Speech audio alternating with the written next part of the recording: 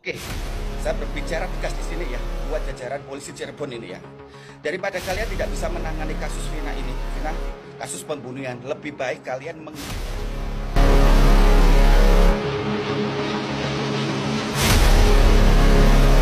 Propam Mabes Polri gelar pemeriksaan dan sambangi Polres Cirebon.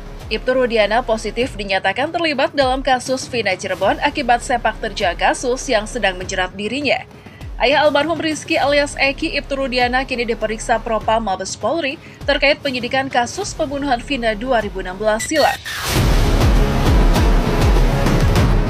Mencari titik terang atas kasus yang menimpa Vina Cirebon, Mabes Polri bersama Polda Jabar akhirnya sambangi langsung Polres Cirebon Kota. Munculnya kabar atas keterlibatan Ibtu Rudiana, ayah almarhum dari Eki ini rupanya cukup menyita perhatian publik. Bukan tanpa sebab, motif dibalik kasus Vina dan Eki ini faktanya korban dari sepak terjang Ibtu Rudiana dalam bisnis penyelundupan narkoba saat 2016 tahun lalu. Terlihat Propam Mabes Polri datangi Polres Cirebon. Di sana terdapat beberapa polisi yang bertugas tak terkecuali Ibtu Rudiana. Ketua Barreskrim menjelaskan duduk perkara saat ini pemeriksaan Ibtu Rudiana selaku anggota kepolisian. Benar adanya jika ayah dari almarhum Eki tersebut terlibat dalam kasus bandar narkoba. Dia mengatakan terdapat poin-poin yang bisa digali penyidik saat Propam Polri memeriksa Ibtu Rudiana. Selain ia terjerat kasus penyelundupan narkoba, Ibtu Rudiana juga mempunyai backing yang kuat hingga bandar besar di belakangnya. Kaitkan dengan kasus yang saat ini ramai soal Vina Cirebon, Ibtu Rudiana dan sebagian rekan polisi lainnya juga terindikasi terima suap dalam kasus ini. Lantas, tindakan apa yang dilakukan Propam Mabes Polri terhadap Ibtu Rudiana?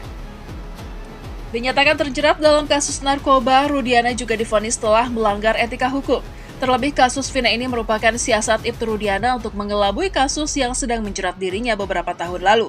Sehingga ia rela mengorbankan anaknya sendiri dan orang-orang yang justru tidak terlibat dalam kasus ini.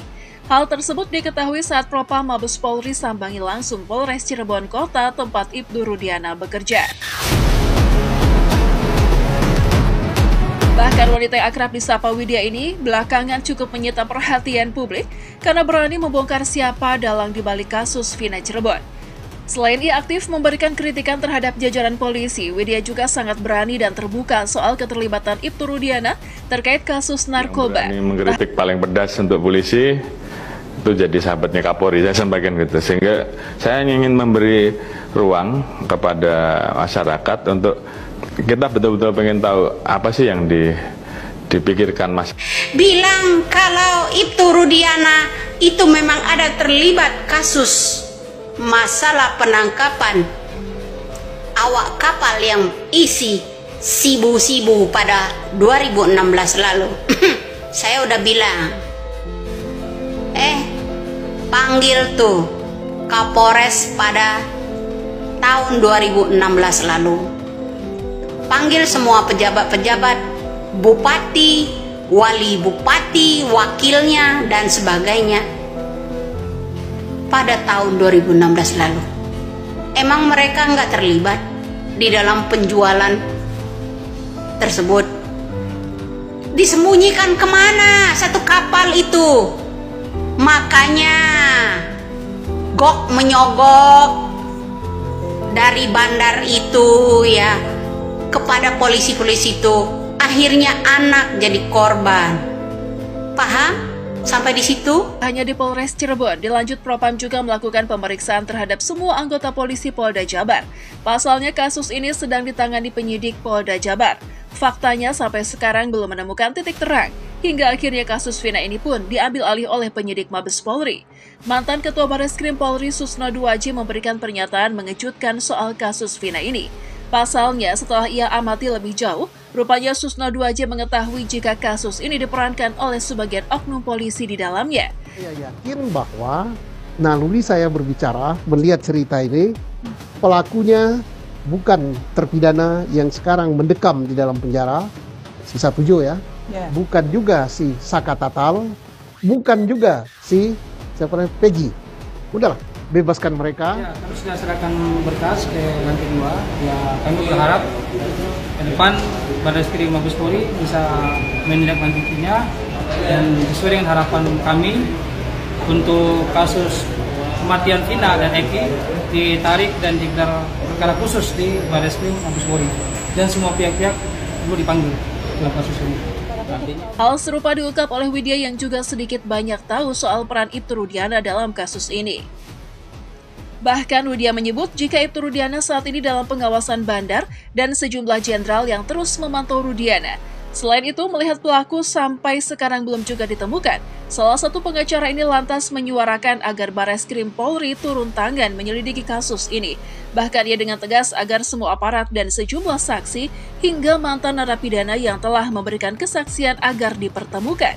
Menurutnya, karena banyak kejanggalan yang ditemukan dalam kasus Vina ini, selain bermunculan beberapa saksi yang justru memberikan kesaksian palsu, pihak kepolisian juga terlibat main di balik semua ini. Ada hal yang aneh yang kami lihat bahwa ini ada kejanggalan, maka kami minta supaya Barreskrim segera tuntaskan kasus Vina dan Eki ini, karena Barreskrim punya alat untuk mendeteksi kebohongan, siapa yang berbohong dalam hal ini. Nah, itu yang kami inginkan, karena tingkat akhirnya adalah Barreskrim menyelidiki semua kasus ini. Panggil semua pihak-pihak, baik itu dari oknum aparat yang bermain kasus ini, terus panggil juga saksi-saksi maupun para pelaku yang sudah yang sudah dihukum, maupun geng-geng motor itu sebagai Peggy Setiawan dan anak-anak dari mantan siapa namanya itu bupati itu ya. Betul, mereka tidak memukul, ya mereka tidak memukul, tapi mereka ini dibayar seorang bandar bubuk itu melalui kapal yang ditangani oleh orang tuanya Eki, yaitu Ibtu Rudiana. Ya, saya menolong-tolong ya, selamatkan yang namanya Bapak Ibtu, seorang orang tua Eki ya. Ini dalam pengawasan seorang jenderal berpangkat, karena backingan bandar itu orang berpangkat tinggi di kepolisian negara kita ini. Ya, itulah bobroknya hukum di Indonesia. Kenapa giliran anak-anak pejabat, anak bupati yang ya menjadi geng motor itu, yang punya motor, ya dibilang dia pinjam segala macam itu, kok susah polisi nangkepnya. Giliran rakyat biasa, rakyat kecil, ya bahkan yang lewat pun jadi terlibat. Ya kan, dari 5 orang menjadi belasan, gampang gitu nangkapnya, hanya sekejap, gercep gitu loh istilahnya.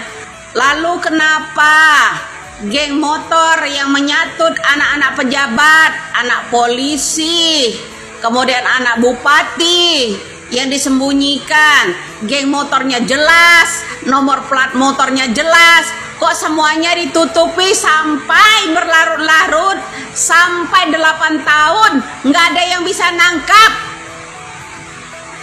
Orang yang memukulnya pun si Pina juga nggak bisa ditangkap.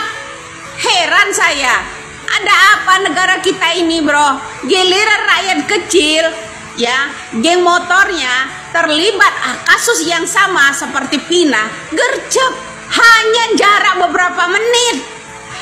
Kenapa giliran kasus Pina yang dipukul Eki, seorang anak Ibtu Rudiana, ya, pemukulnya hilang sampai 8 tahun. Kemudian geng-geng motornya semuanya ambiar, tidak bisa yang ditangkap satupun. Ada apa?